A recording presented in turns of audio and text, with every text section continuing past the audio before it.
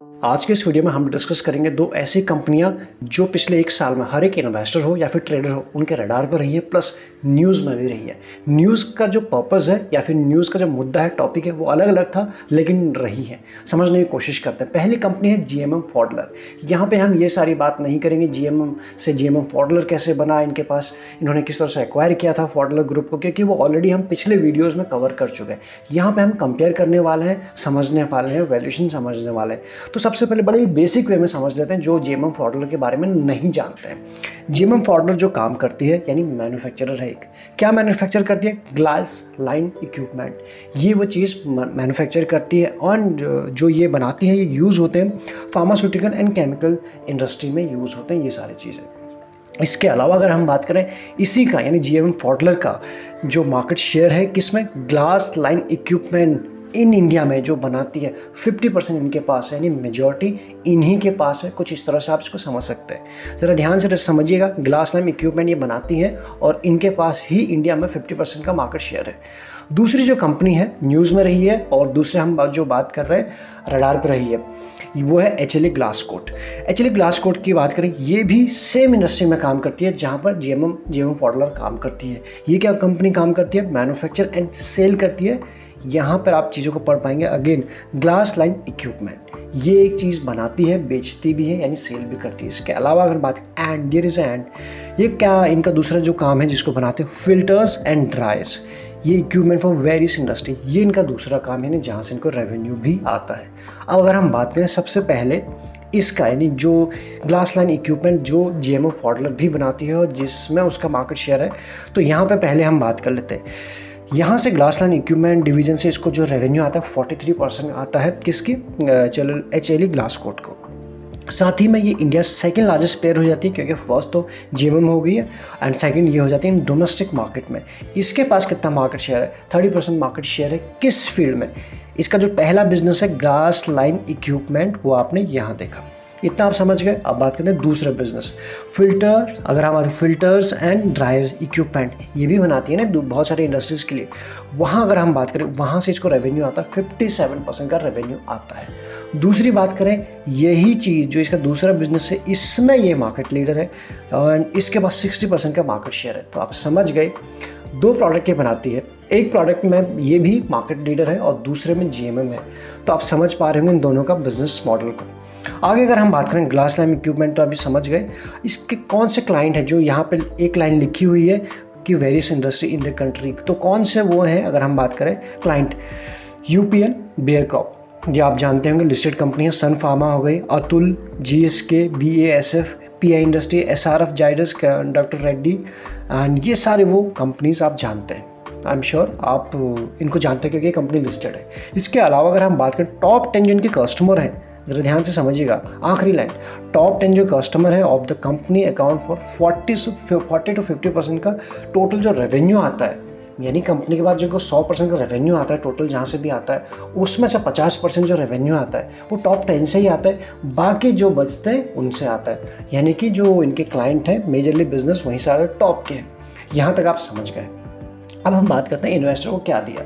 News पहले ये समझ लेते हैं क्या दिया, वो तो आपके सामने है। जीएमएम फॉडलर क्यों न्यूज़ में रहा पिछले एक साल में? सबसे पहले किस तरह से इसने रिटर्न दिए थे, पहले दिए थे यूज़ कर रहे हैं। उसके बाद न्यूज़ निकल के आई पहली कि इस कंपनी का आया ओएफएस के कितना आया 50% के कट पे, यानी कि 10,000 का रफली शेयर, 10,000 का नहीं था लेकिन वैसे बता 8,000 का शेयर समवेयर 4,000 उस लेवल के आसपास है। 50% के कट पे आया और सीधा शेयर कहाँ करेक्ट हुआ 50%। एक तो बड़ा डेंट ये देखने को मिला। दूसरे क्या हुआ, जब ये हुआ तब एक न्यूज़ निकल के आई कि इसमें कुछ इनसाइडर ट्रेडिंग का मामला निकल के आया है और उसका सेबी ने भी अपनी जांच पड़ताल शुरू की। दो चीज़ें जब ऐसी हुई तो बड़े लेवल पर अगर हम बात करें ट्रेडर इन्वेस्टर का जो कैपिटल है इरोड हुआ कुछ समय के लिए, या फिर माइनस में रिटर्न आ गए थे एक पल के लिए 50%, और ये करेक्शन होने में 50% का करेक्शन होने में सिर्फ एक हफ्ता भी नहीं लगा था, 5 दिन के आसपास लोअर सर्किट पर शेयर चला गया था जीएमएम फॉडलर। वो अगर आप मार्केट में थे उस टाइम, आप इसको समझते हैं तो आप इस चीज़ को कनेक्ट कर पा रहे होंगे। तो ये तो इसलिए रहा। उसके बाद क्या हुआ, इसके रिटर्न अभी के जिस तरह से कंपनी है, जिस तरह से इसका मोनोपोली है, जिस तरह से इस मार्केट शेयर है अपने फील्ड में, वहाँ पर अभी भी इसने पॉजिटिव 3% के रिटर्न दिए हैं सिर्फ। अगर हम बात करें 2 साल में 83 पॉजिटिव और 3 साल में 274।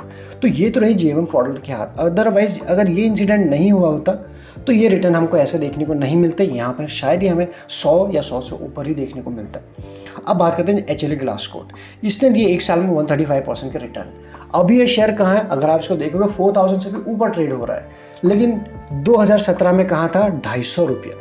250 का शेयर 2017 में, और कहाँ पहुँच गया है, 4000 से भी ऊपर। और एक साल में जो रिटर्न दिया 135। सेम फील्ड है एंड रिटर्न एक तरफ जेएमएम ने दिए 3% और दूसरे ने दिए 135%। समझ पा रहे होंगे क्या हुआ है।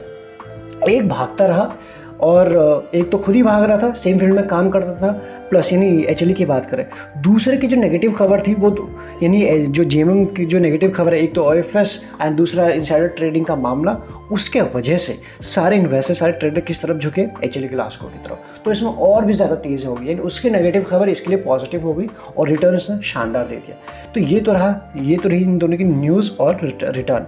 अब बात करते हैं इनके फंडामेंटल्स के बारे में। यहाँ पर देख लेते हैं सबसे पहले सेल्स ग्रोथ कैसी रही इन दोनों कंपनीज की, क्योंकि दोनों अगर देखा जाए हाथी कंपनियाँ हैं, दोनों बेहतरीन कंपनी है। लेकिन वैल्यूएशन तक पहुँचने से पहले ये देख लेते हैं इनकी सेल्स ग्रोथ कैसी रही। 5 साल में जेएमएम की जो सेल्स ग्रोथ रही 23 अच्छा है, एक्सलेंट है, 27 एंड 24 एक साल में। सेल्स ग्रोथ में कोई वैसी प्रॉब्लम है नहीं। बात करें HLA ग्लासकोट की 35, 63 एंड उसके बाद एक साल में भारी जो आपको देखने को डिप मिल रहा है, ये है इसका एक डिप। तो कुल मिलाकर अगर देखा जाए कंसिस्टेंसी के साथ कौन बढ़ रहा है पिछले 1, 3, 5 साल में, जेएमएम फ्रॉडलर। अदरवाइज HLA में 63 से 8 आना एक बड़ा कट हो जाता है, वो आपने यहाँ पे देख लिया। चलिए हम ये मान लेते हैं कि अभी भी दोनों के सेल्स नंबर अच्छे हैं, या फिर सिवाय एक साल में HLA के नहीं है। उसके बाद प्रॉफिट ग्रोथ भी देख लेते हैं। जेएमएम फ्रॉडलर की अगर हम वापस से बात करें 5 साल में 39, सुपर 50 एंड 53, तो यहाँ पर कोई प्रॉब्लम नहीं है। इसकी बात करें 66, 114 यहाँ पहुँच गया था, और उसके बाद से 37। जो अगर सेल्स ही नहीं होगी तो डेफिनेटली प्रॉफिट में भी कट हमें देखने को मिलेगा। वैसा ही कुछ यहाँ भी हुआ है। तो ओवरऑल अभी भी इस कट के बाद भी ऐसे वैसे कंपनी इस लेवल को पहुँचने तक का उनका एक डिज़ायर होता है, तो जहाँ पर इन दोनों के एज ऑफ नाउ का प्रॉफिट ग्रोथ देखने को मिल रहा है। सो अब मेरे हिसाब से ये दोनों अच्छे हैं अभी। अब अगर हम बात करें ROE यानी रिटर्न ऑन इक्विटी के ऊपर बात कर लेते हैं। पहले जेएमएम की बात करें 22, फिर 3 साल में 25 और पिछले एक साल में बात करें तो 30। ये चीज़ें आपको इंप्रूव होते हुए देखने को मिल रही है, जो अच्छी बात हो गई है जेएमएम में। HLA की बात करें 36, 54, 48, तो अभी भी ये सुपर है। किसी भी पैरामीटर पर कोई कंपनी ख़राब नहीं है अभी तक। ROE की बात, ROC की बात करें, जेएमएम की पहले बात करें 30, 34, 36 कंटिन्यूसली अप ट्रेंड में बना हुआ है। एंड HLA की बात करें 29, 39, 38, तो ये भी बिल्कुल बराबर के टक्कर दे रहा है और कुछ पैरामीटर पर तो और भी अच्छा काम कर रहा है। तो यहाँ पर ना ही ROE, ना ही ROC, ना ही बिजनेस मॉडल, सभी जगहों पर बिल्कुल बेहतरीन है इन दोनों का हाल। उसके बाद शेयर होल्डिंग पैटर्न की अगर हम बात करें, शेयर होल्डिंग पैटर्न भी आपके सामने है दोनों का। यहाँ अगर हम देखें सबसे पहले जेएमएम की बात करें, जो करेक्शन आया था, यानी कि जो हम बात करें जेएमएम का 50% का करेक्शन हो, उस करेक्शन के बाद ही जितने भी हम बात कर रहे हैं शेयर होल्डिंग पैटर्न में कि FIIs, DIs, उसके बाद ही इन्होंने एंट्री करना शुरू किया था इस कंपनी में। इससे पहले क्या था, एक तो वैल्यूएशन बहुत ऊपर हो चुके थे इस कंपनी के, नो डाउट मोनोपोली है, नो डाउट कुछ इसका बिजनेस मॉडल सुपर है, कंपनी के फंडामेंटल अच्छे हैं। लेकिन आफ्टर मार्केट जो काम करता है, किसी भी सिचुएशन में कोई भी शेयर या फिर मार्केट ही क्यों ना, वैल्यूएशन के हिसाब से ही चलता है। जहाँ पे वैल्यूएशन डिस्कम्फर्ट हो जाते हैं वहाँ पे मार्केट उसको अपने हिसाब से, कोई भी बहाना हो सकता है, उसी हिसाब से उसके सही जगह पे पहुँचा देता है। फिर चाहे वो अंडर वैल्यूड हो या फिर ओवर वैल्यूड हो, सही जगह पर उसको पहुँचा देगा। तो ऐसे में इसके साथ भी कुछ वैसा ही हुआ। बहाना हमें मिल चुका था, कहानी हमें मिल चुकी थी, एंड उसके बाद जब कंफर्ट जोन में आया, कॉन्फिडेंस आया FIIs, DIs, स्मार्ट मनी को, उसके बाद उन्होंने एंट्री की। आप जब देखेंगे, जब आप अपनी रिसर्च करेंगे इसके जो करेक्शन से पहले, इसमें जो हमें जो FIIs, DIs की जो होल्डिंग है वो काफ़ी कम थी, जो अभी आपको देखने को मिली। अभी तो प्रमोटर के पास 55 है, स्ट्रॉन्ग है। FIIs की जो 11 है वो पहले अगर सच बताए तो 1% या फिर 0.5% के आसपास थी पिछले 1-1.5 साल पहले। उसके बाद ही इन्होंने हर क्वार्टर में धीरे धीरे करके एंट्री की है। FIIs ने ही नहीं, DIs ने भी एंट्री की है। ऑल्दो ये अभी आपको कम दिख रहा है, 11 और 6 सिर्फ 17 के आसपास दिख रहा है कि इन दोनों की 17% की होल्डिंग है, लेकिन पहले 17 से 2% के आसपास थी। कब की हम बात करें, बहुत पुरानी नहीं, 2 साल पहले, 1-1.5 साल पहले, बस इतना ही। तो हर गिरावट में, हर क्वार्टर के बाद उन्होंने खरीदना शुरू किया। तो यहाँ पर उनको जब कॉन्फिडेंस आया तो उन्होंने एंट्री की for long term, medium term के लिए। अब बात करें पब्लिक के पास भी इसमें इन्वेस्टमेंट है 28% के आसपास, तो ये तो अच्छी बात हो गई। अब अगर हम बात करें HLE ग्लासकोट की, 70% उनके पास है, यानी कि मेजॉरिटी किसके पास है, उन्हीं के पास है, यानी प्रमोटर के पास। प्रमोटर ने अभी कम नहीं किया हुआ है, एक चीज़ ठीक है। DIS के पास सिर्फ 1% और FIS के बाद बात करें सिर्फ 5%। ये भी कब भागा है, जैसे कि हमारी बात हो रही 2017 के आसपास, बहुत लो लेवल के आसपास था, एंड उसके बाद जब भागा है वहाँ से इसमें 4000 प्लस चला गया। इसी बीच में पिछले एक साल में ही ये 6% का FIS एंड DIS का इन्वेस्टमेंट आपको दिख रहा है HLE ग्लासकोट में, ये पिछले सिर्फ एक साल में, इससे पहले उनकी इन्वेस्टमेंट इस कंपनी में ज़्यादा थी भी नहीं, तो ये आप समझ सकते हो यहाँ पर हुआ।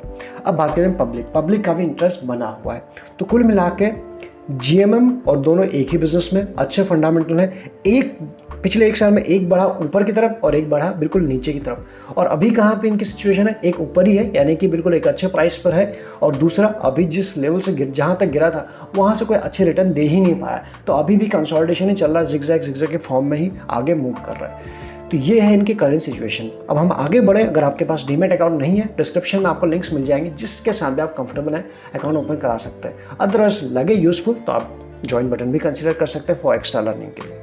अब बात करते हैं म्यूचुअल फंड्स। HLE ग्लासकोट में कोई भी म्यूचुअल फंड ने इन्वेस्टमेंट नहीं किया हुआ है, वो आपके सामने यानी डैश बना हुआ है। और GMM में जो रिसेंट में जो इन्वेस्टमेंट आई है वो है ये 4 फंड। सबसे पहले quant small cap fund direct growth 2.43% holding है। उसके बाद Sundaram infra advantage fund direct growth 1.76, Edelweiss small cap and उसका एडलवाइज का मिड कैप, यानी एडलवाइज के 2 फंड्स हैं।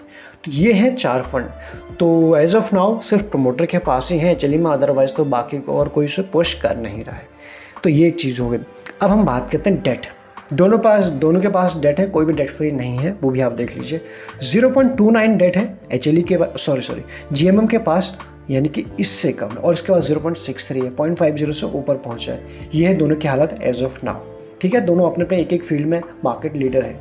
डेट टू इक्विटी रेशियो के बाद अगर हम बात करें प्लेजिंग, 0 प्लेजिंग है दोनों, ये एक अच्छी बात है, ठीक है। आगे बात करें कैश कितना है, कैश भी देख लेते हैं किस कंपनी के पास कितना है। अगर हम GMM की पहली बात करें, ये आप देख लेते हैं बार के फॉर्म में, ये लाल रंग से आपको बड़ा बार दिख रहा है, यानी कि डेट है 105 करोड़ के आसपास। कैश कितना है कंपेयर करें तो 31 CR, यानी रफली बात है 32 CR। तो ये है कम, डेट फ्री तो बिल्कुल भी नहीं है, और डेट कितना है वो भी आप देख लीजिए। अब बात करते हैं इसकी HLE ग्लासकोट की।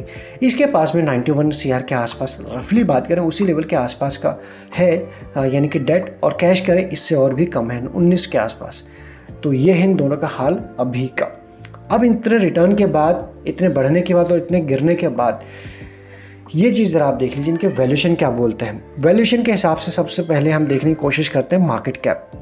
GMM का मार्केट कैप कितना है, 50% करेक्ट हुआ ऊपर के लेवल से और भागा नहीं अभी तक। उसके बाद भी एज ऑफ नाउ का जो मार्केट कैप है वो है आपके सामने 6698 CR के आसपास का, और ये सुपर भागने के बाद बिल्कुल पीछे मुड़ के देखा ही नहीं है HLE ने। उसके बाद इसका अभी हुआ है मार्केट कैप 7000। तो ऐसे में अगर कमिंग टाइम में यहाँ पर प्रॉफिट बुकिंग आती है, किसी भी शेयर में आ सकती है। हमने 10 एग्जांपल देख लिए रीजन के मार्केट में। ऐसा नहीं कि किसी का फंडामेंटल अच्छा है, बिजनेस अच्छा है तो वो करेक्ट नहीं हो सकता। आपने एफले देखा, आपने इंडिया मार्ट देखा, आपने GMM देखा, और भी कई सारे वैभव ग्लोबल देखे, और भी कई सारे हमारे पास एग्जांपल हैं। वैल्यूएशन जहाँ पे डिस्कम्फर्ट होता है, मार्केट अपने आप उनकी जगह पे ले आता है, और जब वो शेयर गिर रहे होते हैं इसका मतलब ये नहीं कि उनके फंडामेंटल ख़राब हो गए, वो बस अपने लेवल से थोड़ा ऊपर चले गए हैं, बस ये आप समझ लीजिए। तो ऐसे में अगर ये बढ़ता है आने टाइम, डेफिनेटली अगर यहाँ पे बहुत लंबा कंसोलिडेशन कर गया, आज नहीं तो कल ये बढ़ेगा, ठीक है, वो आपने देखा। तो जब ये बढ़ेगा तो इसके ऑलरेडी मार्केट कैप बढ़ जाएगी, और जब इसमें प्रॉफिट बुकिंग आएगी तो ये थोड़ा नीचे आ सकता है। ये तो एक चीज़ हुई अगर दोनों जगह है, लेकिन दोनों चीज़ें होंगी, करेक्शन भी आएगा और वो ऊपर भी जाएगा। बात करते हैं इनकी डिविडेंड यील्ड। इसका 0.11 इसका 0.7 है। दोनों काफ़ी कम डिविडेंड देते हैं, डिविडेंड के नाम पे कुछ नहीं देते। मेनली जो इनका फोकस है वो ग्रोथ के ऊपर बना हुआ अपने। एंड EPS की बात करें, EPS 50+, 38+, तो EPS दोनों का बेहतरीन है, लेकिन दोनों में से फर्स्ट अगर देखा जाए तो EPS के साथ 50+ है, तो इसी का है। Higher EPS is always better. Next अगर हम बात करें इंडस्ट्री P, 25 के आसपास चले, 25.28 दोनों का P आप देख लीजिए, और दोनों का स्टॉक P अभी आप देख लीजिए आपके सामने। GMM चलता था 100 से ऊपर, करेक्शन के बाद अभी भी आपको अभी इस लेवल के बाद तब आपको 91 के आसपास मिल रहा है इस करेक्शन के बाद, और ये कहा है 145। तो अभी क्या है जो GMM के साथ हुआ, हमें नहीं पता कब कैसे कौन से कहानी, लेकिन इसमें भी जिस तरह से प्रमोटर के पास 70+ की है, कभी भी हो सकता है वो आने वाले टाइम में कुछ प्रॉफिट बुकिंग करना चाहेंगे, आज नहीं तो कल, अगले साल, हम नहीं जानते किस क्वार्टर में, किस ईयर, कब इनके नंबर ख़राब आए, या फिर जो रिसेंट में FIS ने 5% की होल्डिंग उठाई है वो अपनी प्रॉफिट बुकिंग करें। तो ऐसे में ये as of now industry P के हिसाब से लीडर भी सामने खड़ा है GMM, तो वहाँ से काफ़ी ऊपर देखने को मिल रहा है इसका स्टॉक पी। तो इस लिहाज से ना इन लेवल के आसपास डेफिनेटली आप इसमें ट्रेडिंग कर सकते हैं, लेकिन थोड़ा सा डिस्कम्फर्ट जोन में जा चुका है। कब होगा नहीं होगा ये भी अलग बात है, लेकिन जो जहाँ पे कंफर्टेबल आती है कि इसका बाकी सारी चीज़ें तो ठीक है लेकिन क्या पी भी ठीक है, उस हिसाब से थोड़ा सा ऊपर जा चुका है। तो यहाँ पे देखने वाली बात हो जाएगी कब इसमें क्या करेक्शन आता है, तो ये पी सही रेंज में आता है या फिर नहीं आता। अदरवाइज GMM इस वक्त इससे कंपेयर आप करेंगे तो ठीक ठाक में ही आ रहा है। अदरवाइज अगर हम दोनों को इंडस्ट्री पी से कंपेयर करेंगे तो बहुत ऊपर है, लेकिन हम देखते हैं कि इंडस्ट्री पी के एटलीस्ट उसके बाद कौन है, तो वहाँ पे आपको, या फिर वैल्यू कहाँ पे है, वैल्यू अगर देखा जाए तो GMM में अभी ज़्यादा देखने को मिल रही है। दोनों अच्छा काम करते हैं, लेकिन पी नाम की भी कोई चीज़ होती है।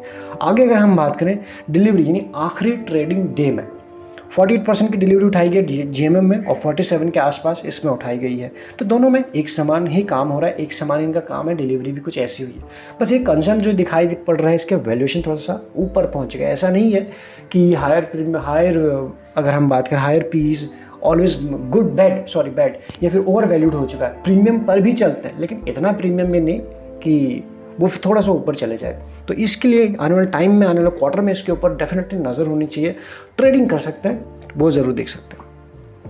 अब आपके पास इन दोनों में से कौन सा है ये मैं नहीं जानता, या फिर आप कौन सा लेना चाहते हैं ये भी मैं नहीं जानता। आप चाहें तो हमें बता सकते हैं कि आपको इन दोनों में से कौन सा शेयर ज़्यादा अच्छा लगता है, क्योंकि सारी चीज़ें आपके सामने, कौन सा आपको लगता है वैल्यूएशन के हिसाब से एज ऑफ नाउ सही जगह पे है। क्योंकि जिस सेक्टर में काम करते हैं दोनों मेन है, और दोनों ही हैं इस सेक्टर को जो पूरा संभालते हैं। मेजोरिटी मार्केट शेयर इन्हीं के पास है। तो ऐसे में आज नहीं तो कल GMM चलने वाला है, किस दिन वो मैं अभी बिल्कुल नहीं जानता। लेकिन जब जाएगा, जब इसमें यहाँ से पोटेंशियल जो बोलते हैं ना मार्केट में कि इतना पोटेंशियल है, इतना रिटर्न दे सकता है, वो GMM में अभी ज़्यादा देखने को मिल रहा है। बस इतने से हमारी राय बन रही है। HLE ग्लास कोड 1200-1500 के आसपास था जब ट्रेड कर रहा था, उस वक्त मेरे पास था। लेकिन मैं इतने लंबे टाइम तक, मेरा भी कोई लॉन्ग टर्म का होराइजन नहीं था इसमें, मीडियम टर्म का था। तो समवेयर निकाल दिया था 3000 के आसपास ही, या फिर उसके आसपास निकाल दिया था। उसके बाद ये और भी ऊपर गया। तो एज ऑफ नाउ अपनी जो पोजीशन बनी हुई है वो GMM की तरफ है। तो लेट्स सी आने वाले टाइम में कौन सा शेयर कितना करेक्ट होता है, कब बढ़ता है, वो तो टाइम ही बता देगा। बट आप अपनी राय डेफिनेटली शेयर कीजिएगा। जो भी हमने इसमें बात की कंप्लीटली एजुकेशन के हिसाब से की है, कोई रिकमेंडेशन बिल्कुल नहीं है। तो इस वीडियो में इतना ही, बाकी आपके कमेंट का रहेगा इंतजार। Thank you so much.